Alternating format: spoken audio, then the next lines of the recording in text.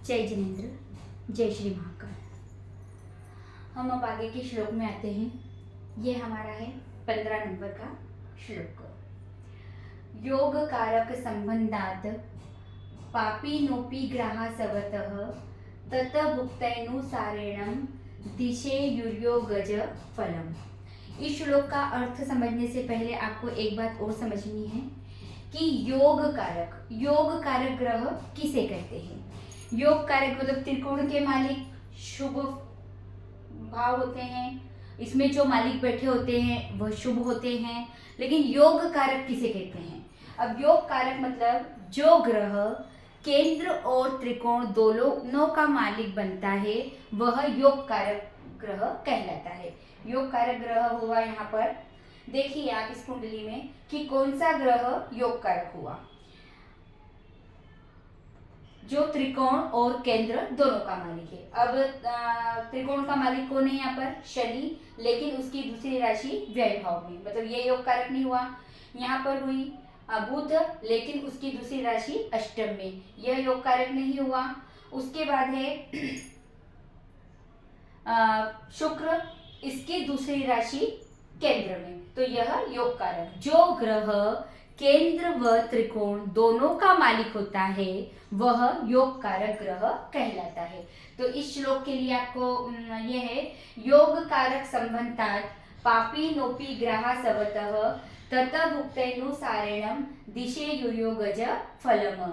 योग कारक ग्रह का संबंध यदि किसी पापी ग्रह से हो जाए, योग कारक ग्रह का संबंध यदि किसी पापी ग्रह से हो जाए, तत भुक्तैनुसारेणम दिशो युर्यो गज फलम, मतलब उसकी दशा में। अब दशा क्या होती है ये हम आपको आगे बताएंगे। आप यहाँ इतना समझ लीजिए कि योगकारी ग्रह का संबंध यदि किसी पापी ग्रह से हो जाता है तो वह ग्रह भी शुभ फल प्रदान करने लग जाता है, अर्थात उसकी अशुभता में थोड़ी कमी आएगी और योगकारी ग्रह की शुभता में थोड़ी कमी आएगी।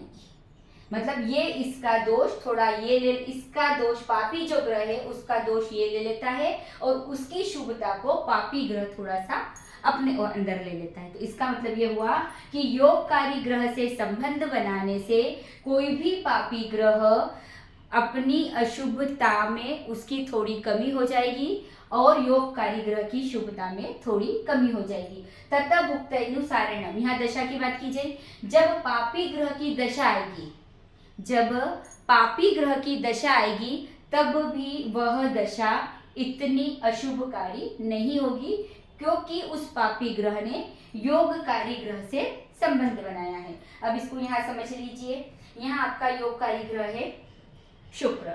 अगर ये किसी पापी ग्रह से संबंध बना लेता है, मान लो इसने संबंध बनाया है यहाँ पर, शुक्र ने संबंध बनाया है यहाँ पर किसी पापी ग्रह से। अब कौन है पापी ग्रह?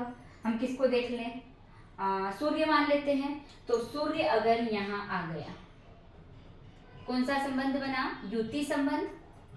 यह कुंभ लग्न की पत्रिका है, इसमें योगकारी ग्रह हमारा शुक्र है, इसने एकादश भाव में सप्तम भाव के मालिक सूर्य से एकादश भाव में युति संबंध बनाया। तो यहाँ सूर्य का थोड़ा पापीपन कम हुआ और शुक्र की शुभता में थोड़ी कमी हुई। अब हम आगे बढ़ते हैं। केंद्र त्रिकोण द्विपोरो कत्वे योग कारको अन्य त्रिकोण पतिना संबंधो यदि की परम। केंद्र त्रिकोण द्विपोरो कत्वे योग कारको, मतलब हमें पता है कि केंद्र और त्रिकोण के जो मालिक एक ही होते हैं वे योगकारी कहलाते हैं। तो उनका यदि संबंध हो, यदि उनके संबंध अन्य त्रिकोण पतिना, अन्य त्रिकोण के पति से हो जाए, यदि योगकारी केंद्र त्रिकोण नेता का संबंध जो योगकारी है वह संबंध यदि किसी अन्य त्रिकोण के मालिक से हो जाता है तो फिर उस कुंडली का क्या कहना? यदि की परम, तो फिर उस कुंडली का क्या कहना। अब इसको हम यहाँ ऐसे समझ लेते हैं, या इसको आप एक बार और समझ लीजिए। यदि किसी केंद्र और त्रिकोण के मालिक का संबंध होता है तो वह कुंडली में विशेष फल देने वाले होते हैं, लेकिन उनके साथ यदि कोई अन्य त्रिकोण का मालिक भी संबंध बना ले तो ऐसी कुंडली का क्या कहना। अब हम इसको यहाँ समझते हैं। यह है तुला लग्न की पत्रिका। केंद्र त्रिकोण द्विपोरो कर्तव्य। अब केंद्र और त्रिकोण के मालिक, मान लो ये है आपके योग कारीगर, क्योंकि केंद्र का भी मालिक है और कौन है ये, त्रिकोण का भी मालिक है। तो ये हुआ आपका शनि। इसने संबंध बनाया किसी अन्य त्रिकोण के मालिक से। अब अन्य त्रिकोण का मालिक कौन हुआ, शनि। अन्य त्रिकोण का मालिक यहाँ पर कौन है, एक तो शुक्र है और एक बुध है। त्रिकोण का मालिक एक तो यह है और एक ही, क्योंकि शनि तो ये स्वयं है। तो शुक्र है या बुध है। तो मान लो बुध ने शनि से संबंध बनाया,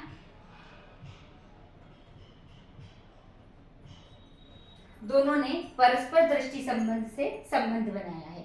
तो यहाँ अन्य त्रिकोण पतिना संबंधो यदि की परम, यदि केंद्र और त्रिकोण के मालिक आपस में किसी भी प्रकार का संबंध बनाकर उसके साथ अन्य त्रिकोण का मालिक संबंध बना ले तो इस कुंडली का क्या कहना। अब इसको एक और ऐसे भी समझ लो कि ये हुए आपके केंद्र और त्रिकोण के मालिक।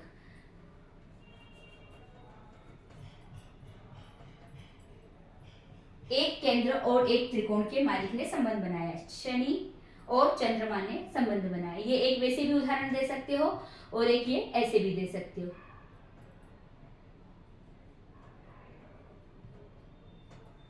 शनि और चंद्रमा ने पंचम भाव में युति संबंध बनाया है। एक है केंद्र का मालिक और एक है त्रिकोण का मालिक। इन दोनों ने आपस में संबंध बनाया। अन्य त्रिकोण पतिना, यदि इसमें अन्य त्रिकोण का मालिक भी संबंध बना ले। अब अन्य त्रिकोण का मालिक कौन, अपना बुध, इसने संबंध बना लिया। वह शनि से भी सातवीं दृष्टि से संबंध बना रहा और चंद्रमा से भी सातवीं दृष्टि से संबंध बना रहा। तो ऐसी पत्रिका क्या कहना, मतलब इस पत्रिका में 3 ग्रह अच्छे हो गए। कौन, चंद्रमा, शनि और बुध। इस पत्रिका के 3 ग्रह अच्छे हो गए। जय जय।